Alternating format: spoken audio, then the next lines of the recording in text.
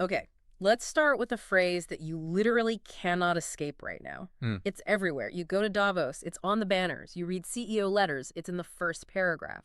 Stakeholder capitalism. It is the flavor of the decade, isn't it? It really is. And look, on the surface, it sounds fantastic. The old way was shareholder primates. You know, Milton Friedman, greed is good, all that. Well, yeah. Maximize the stock price and forget everything else. Exactly. And the new way says, no, no, we care about the workers, we care about the community, we care about the planet. It's warm and fuzzy. Sure. But I'm a financial journalist. I look at balance sheets, not press releases. And I have to be the cynic here. Is this actually real? Or is this just a massive PR strategy to keep the regulators and, the pitchforks away? That is the billion-dollar question. Yeah. And frankly, if you dig into the economic reality, specifically this framework of collective value creation that we're looking at today, the answer is pretty harsh. How harsh? It suggests that what we have right now isn't a paradigm shift. It's a mirage. A mirage. That's a strong word. I mean, you have guys like Larry Fink at BlackRock, who controls trillions of dollars, telling CEOs they need a purpose. You're saying that's all smoke and mirrors. Well, I'm saying it's insufficient. Think about the power dynamic. In this stakeholder model, the CEO is still the, let's say, benevolent king. Okay. He deigns to sprinkle a few crumbs to the workers or the environment, but why? For good PR. Not just that. It's because treating them nicely protects long-term shareholder value. Yeah. The shareholder is still the emperor. The other stakeholders are just tools to keep the guillotine in the shed. So it's enlightened self-interest, but the fundamental structure hasn't changed. Precisely. The structure assumes that wealth is only created inside the company. Steve Jobs, Elon Musk, the C-suite. They create the value. The government, the public. We're just there to fix the roads they drive on and maybe clean up the mess if they pollute a river. Well, hold on. That sounds like a pretty fair description of the division of labor. Business creates, government regulates. I get nervous when we start talking about the state doing more than that. I mean, have you ever seen a government procurement process? It's not exactly a hotbed of innovation. And that hesitation you feel, that is exactly what we need to unpack. Because the argument here, championed by economists like Mariana Mazzucato, is that this view of the bumbling bureaucrat is just historically wrong. Wrong how? The state hasn't just been a referee trying to fix what they call market failures. In the biggest success stories of capitalism, the state was the market shaper. Market shaper. Okay, that sounds a lot like picking winners, which, economists usually tell me is a terrible idea. It's not about picking winners. It's about building the stadium so the game can be played at all. We have to go back to the history of markets themselves. Okay. We tend to think of the free market as this natural thing, like gravity. You just get the government out of the way, and a market will spontaneously appear. Right. Supply meets demand. But if you look at the work of someone like Karl Polanyi back in the 1940s, he showed that the free market was actually a heavy-handed government project. What do you mean? It required massive state intervention and closure laws to privatize land, strict labor laws to create a workforce. The market didn't just grow out of the ground, it was engineered. Okay, so the government set the rules of the road 100 years ago. I'll grant you that. But today, innovation comes from Silicon Valley. It comes from guys in garages. It doesn't come from Washington, D.C. Are you sure about that? I mean, yeah, pretty sure. Pull your phone out of your pocket. Okay, I'm holding my iPhone, and I'm going to preempt you. I know Apple pays taxes, but Steve Jobs was a visionary. You can't tell me the Department of Defense designed this sleek glass interface or the App Store. No, of course not. Apple is brilliant at design and integration. They are geniuses at packaging. But look at the ingredients. What actually makes that phone smart? The internet, obviously. Funded by DARPA, the Defense Department. What about GPS so you can use Google Maps? The Navy, I know that one. I actually don't know where Siri came from. That started as an AI project, also funded by DARPA, the touchscreen display, funded by public grants for basic science. The entire technological backbone of the smartphone revolution wasn't funded by venture capitalists. It was funded by the U.S. taxpayer. Okay, but why? Why didn't the private sector fund it? Because it was too risky. This is the key point. Basic research into packet switching or GPS satellites takes decades and costs billions. A VC wants a return in 5 to 7 years. They can't wait that long. Exactly. The state acted as the investor of first resort. They put in the high-risk capital, did the heavy lifting, de-risked the technology, and then the private sector swept in to monetize it. So we, the taxpayers, paid for the R&D, and Apple shareholders got the profits. We socialized the risk, and privatize the reward. And because we don't acknowledge that the state was the engine of that innovation, we keep stripping the state of its resources. We convince ourselves government is incompetent, so we outsource everything. The hollowed-out state. I've heard this term. It's a tragedy of capability. Think about it. If you believe the government is stupid, what do? You hire consultants. You bring in McKinsey, Deloitte, the smart guys from the private sector. It seems efficient. But is it? Look at the incentives. A politician might hire a consultant not to get the best result, but to have someone to blame if it goes wrong. It's an insurance policy. It is. But what happens to the government agency? They stop doing the thinking. They lose their institutional memory. Like a muscle atrophying. Exactly. There was this brilliant economist, Edith Penrose, who talked about dynamic capabilities. She meant it for firms, but it applies to governments too. To be smart, you have to do things. You learn by doing.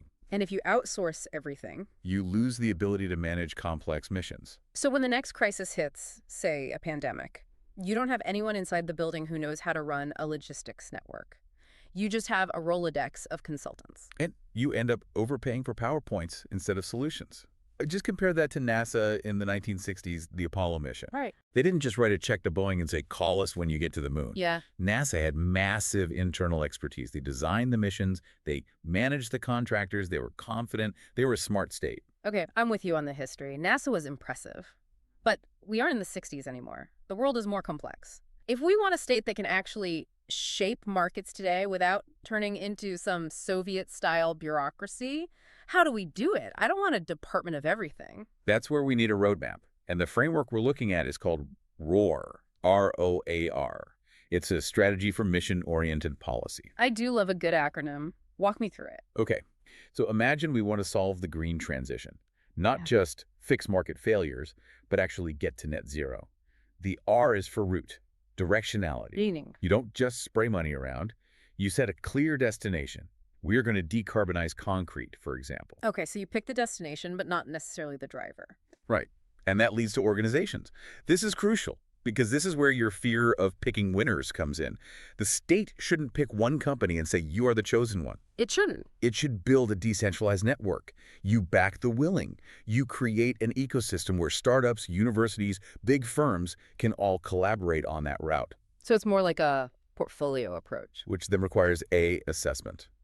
How do we measure success? Right now, government uses the static cost-benefit analysis. Will this bridge pay for itself in tolls? Yeah, that seems reasonable. But that kills innovation. Innovation is about dynamic spillovers. Spillovers. Did this investment create a whole new industry? Did it lower the cost of batteries for everyone else? Did it train a new generation of engineers? You have to measure the ripple effects, not just the direct cash back. Which brings us to the last R. And knowing this framework, I suspect this is the one that's going to make my wallet hurt. Risks and rewards. And actually, this is the one that should make your wallet feel better if we do it right. Okay, lay it on me. Currently, the state takes the risks, but the private sector keeps the rewards. We need to realign that. If the taxpayer is going to act like a venture capitalist, the taxpayer should get a return like a venture capitalist. I have one word for you. Solyndra. I knew you'd bring that up. It's the elephant in the room. The Obama administration gave a $500 million loan guarantee to a solar company, Solyndra. They went bust. Taxpayers lost $500 million. That does not sound like a smart state to me. That sounds like burning cash. It was a failure, no doubt. But let's look at the portfolio. In that same green loan program, there was another company that got a similar loan, about $465 million. Okay. A little car startup called Tesla. Which obviously didn't go bust. Tesla succeeded beyond anyone's wildest dreams. Now, think like a VC. A venture capitalist expects maybe 8 out of 10 companies to fail. Right. They expect Solyndra. They do. Yeah.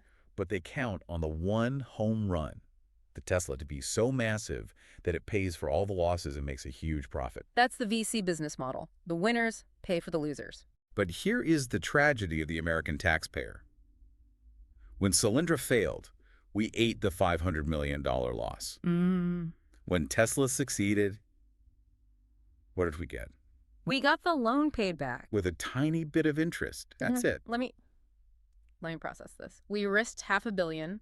The company becomes worth, what, $1 trillion at its peak? And we just got our principal back. That's an awful deal. The deal structure was terrible.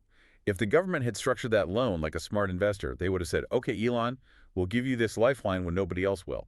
But if you succeed, we want a warrant for 3 million shares of stock. And those 3 million shares today would be worth? Billions. Literal billions.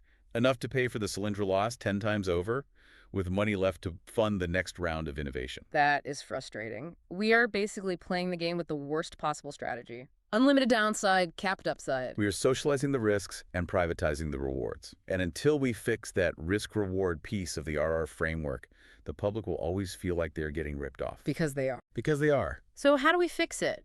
Are you suggesting the government starts taking equity positions in every company it subsidizes?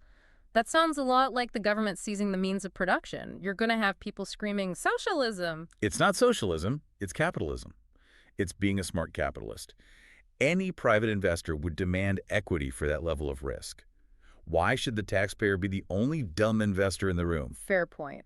So what's the mechanism? How do we actually collect? The primary tool is conditionalities, strings attached. Quid pro quo. If you want public money, whether it's a bailout, a subsidy, or a guaranteed loan, it comes with conditions that ensure the public benefits. Give me a real-world example where this actually worked. Because usually, when companies come for a bailout, they hold the economy hostage. You know, too big to fail. Look at the COVID bailouts in Europe versus the U.S. In the U.S., for the most part, we just shoveled money out the door. But in France, when the airlines came asking for a bailout, the government said, okay, but you have to commit to cutting your carbon emissions by a specific date. You have to stop competing with trains on short routes. So they used the crisis as leverage to push a policy goal. Exactly. In Denmark, they were even stricter. They said, if your company is domiciled in a tax haven, you don't get a bailout. Wow. If you don't pay into the system, you don't get to withdraw from it when things get tough. That seems incredibly fair. It's hard to argue with that logic. And there's another huge area where we are missing out. Pharmaceuticals. Oh, this one drives me crazy. The NIH funds the basic science for decades. Right. We spend roughly $40 billion a year of taxpayer money on the National Institutes of Health. They did the foundational work on mRNA. Then private companies, Moderna, Pfizer step in, finalize the vaccine, which is a great achievement. And then sell it back to us at $20 a dose or $100 a dose or whatever they want. We pay twice. We pay to invent it, and then we pay to buy it. A smart state would use conditionalities. We will fund this grant, but we retain a golden share of the IP. Or we cap the price at cost plus. But the companies argue that if you cap their profits, they won't innovate. They say they need those massive margins to fund the next drug. But we just established that the riskiest part of the funding came from the public. They're claiming they need to be paid for risk that the taxpayer actually took. It's double dipping. It's double dipping. Then there's the issue of stock buybacks. You saw this with the CPPS Act. Yeah, the huge push for semiconductors in the U.S., billions in subsidies. A critical conditionality there is to say, if we give Intel billions to build a factory, they can't turn around and use their own cash to buy back stock just to pump up the share price. The money has to go into actual production, not financial engineering. Yes. This fundamentally changes the relationship. It's not business versus government. It's a partnership with a contract. It moves us from a conversation about redistribution to pre-distribution. Yeah. Pre-distribution. I want to double click on that because usually we talk about taxes. The company makes a fortune. Then we try to tax it back to pay for schools. And the company hires an army of lawyers to avoid paying. It's a cat and mouse game. And it's a game the government usually loses. Redistribution is messy, politically toxic. It happens after the wealth is created. Okay. Pre-distribution means the public owns a share of the wealth as it is being created. So instead of begging for a slice of the pie later, we help bake the pie and we own a slice from the start. Exactly. Imagine if we had a citizens' innovation fund. Like a sovereign wealth fund. Like Norway's oil fund, but for technology. When the government invests in the next Tesla or the next internet, it takes an equity stake. The returns go into this public fund. And what do we do with the money? Whatever we want. We could fund better schools. Yeah. We could improve infrastructure. Or we could issue a citizen's dividend. A check in the mail. A dividend check to every citizen. Here is your share of the profit from the technology your tax dollars funded. That changes the psychology completely. Right now, when I see a headline about $1 billion tech subsidy, I think, there goes my tax money. Right. If I knew I was a shareholder, I might think, I hope they succeed. It rewrites the social contract. It stops the resentment. You aren't just a taxpayer funding a hollowed-out bureaucracy. You are an investor in the national economy. It's a compelling business case. I have to admit my knee-jerk reaction is always to trust the market and mistrust the state. But when you lay out the math, specifically the risk-reward math, it's hard to justify the current system. We are essentially running a venture capital firm with a policy of 0% equity in our winners. No private firm would survive like that. No, they wouldn't. And that's the irony. We're told to run government like a business, but in this specific area, we are running it like a charity for the private sector. So let's wrap this up. We've gone from the mirage of corporate PR to the history of the iPhone, the hollowed out state, and this idea of a citizen's dividend. It's a lot to process. It is. But the core shift is simple. It's about confidence. We need a state that isn't afraid to lead, isn't afraid to make big bets, and isn't afraid to demand a fair return on those bets. The entrepreneurial state. Exactly. A state that shapes the market rather than just sweeping up after it. So here is the thought I want to leave you with today. The next time you see a massive technological breakthrough, maybe it's fusion energy, maybe a cure for Alzheimer's, maybe the next leap in AI, don't just ask, when can I buy it, or which stock should I buy? Ask yourself, how much of this did I already pay for? And if the answer is a lot, maybe you should be asking where your dividend check is. Thanks for diving in with us. Always a pleasure.